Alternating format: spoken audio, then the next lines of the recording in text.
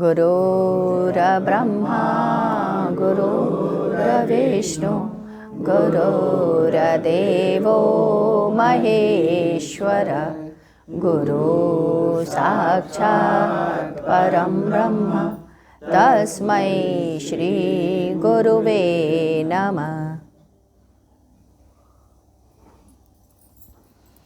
18 नवंबर सन 1994।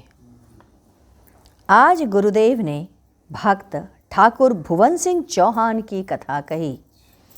भक्त ठाकुर भुवन सिंह चौहान एक राज्य के महाराणा के दरबारी थे। बड़े ही सूरवीर थे, किंतु धार्मिक स्वभाव के थे और शांत प्रकृति के, परंतु बात के बड़े धनी थे। वे हमेशा सच्ची बात ही कहते और महाराणा के प्रिय थे। महाराणा का एक व्यसन था शिकार करने का। वह जब भी शिकार करने जाते तो भुवन सिंह को साथ में ले जाते। सूरवीर एक योद्धा के रूप में उनके साथ रहते। महाराणा हिरण का शिकार करने निकल चले। एक बार हिरण किसी तरीके से उनके पकड़ में नहीं आया। बहुत झुंझला उठे। भुवन सिंह से कहा, अब मैं पीछे नहीं मुड़ना चाहता, मैं इसका शिकार ही करूँगा।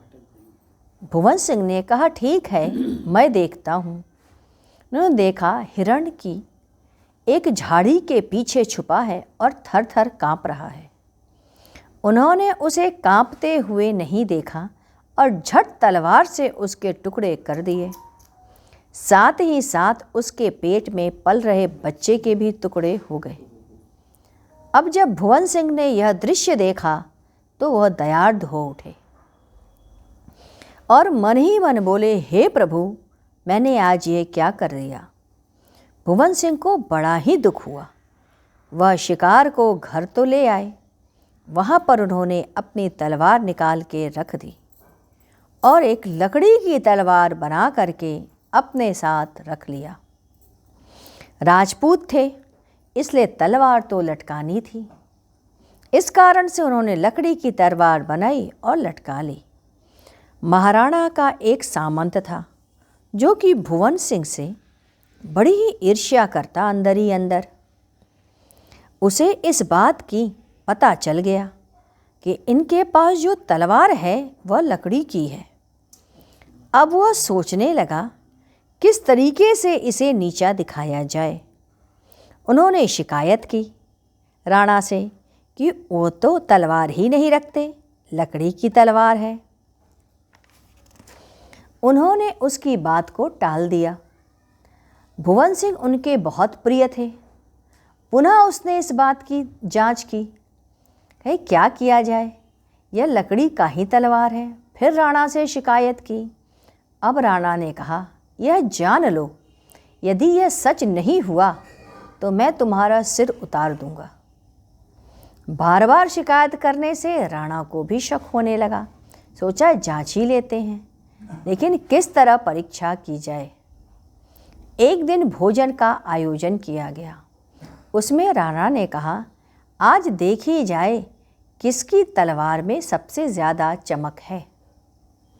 यह बात कहकर पहले उन्होंने अपनी तलवार निकाली और फिर सबसे निकालने को कहा।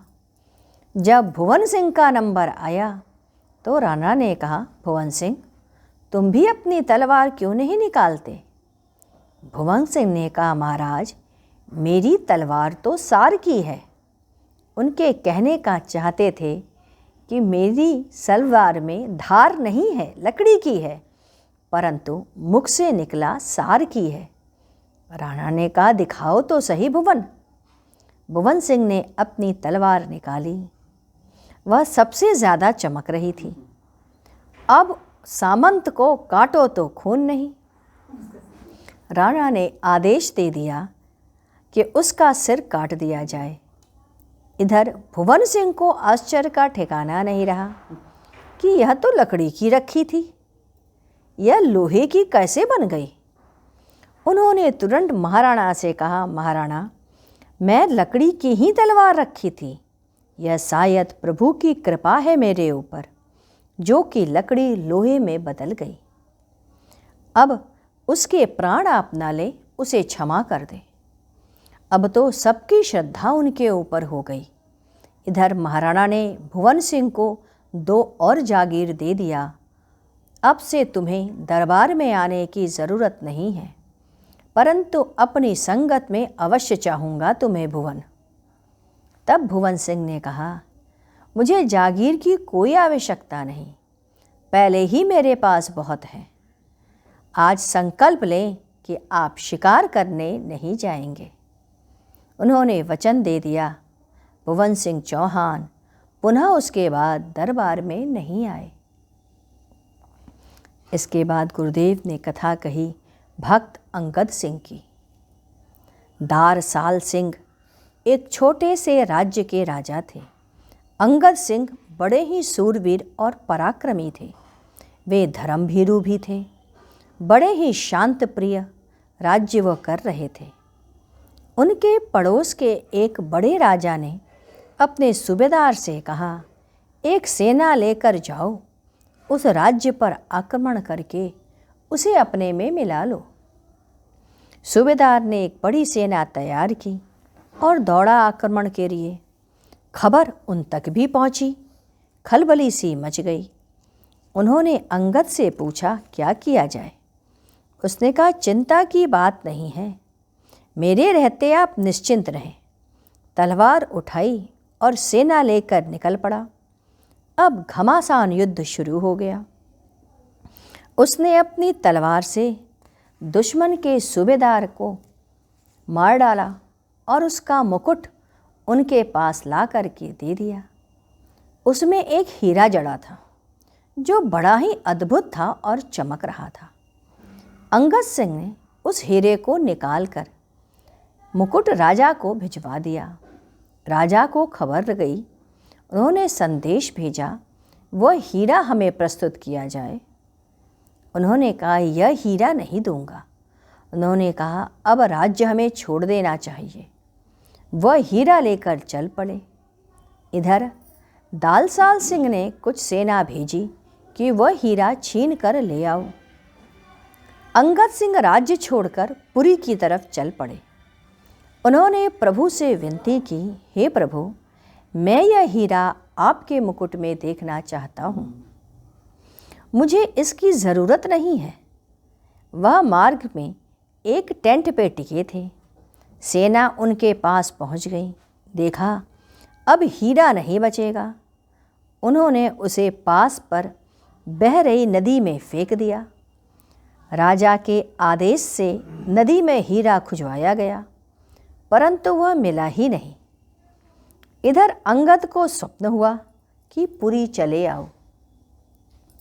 मैं जब छत्र पहनूंगा तो वह हीरा उसमें लगा रहेगा। अंगद सिंह पुरी पहुँचे। उन्होंने देखा वही हीरा प्रभु के मस्तक के स्थित उस छत्र पे चमक रहा है। यह है भगवान की अद्भुत लीला, जो हम सब की सोच और समझ से परे। आइए हम लोग गुरु कीर्तन करें। ओम गुरु ओम गुरु ओम गुरुदेव, जय गुरु जय गुरु जय गुरुदेव। ओम गुरु ओम गुरु ओम गुरुदेव, जय गुरु जय गुरु जय गुरुदेव। ओम गुरु ओम गुरु ओम गुरुदेव, जय गुरु जय गुरु जय गुरुदेव। ओम गुरु ओम गुरु ओम गुरुदेव, जय गुरु जय गुरु जय गुरुदेव। ओम गुरु ओम गुरु ओम गुरुदेव, जय गुरु जय गुरु जय गुरुदेव। ओम गुरु ओम गुरु ओम गुरुदेव, जय गुरु जय गुरु जय गुरुदेव। बोलिए सद्गुरुदेव भगवान की जय।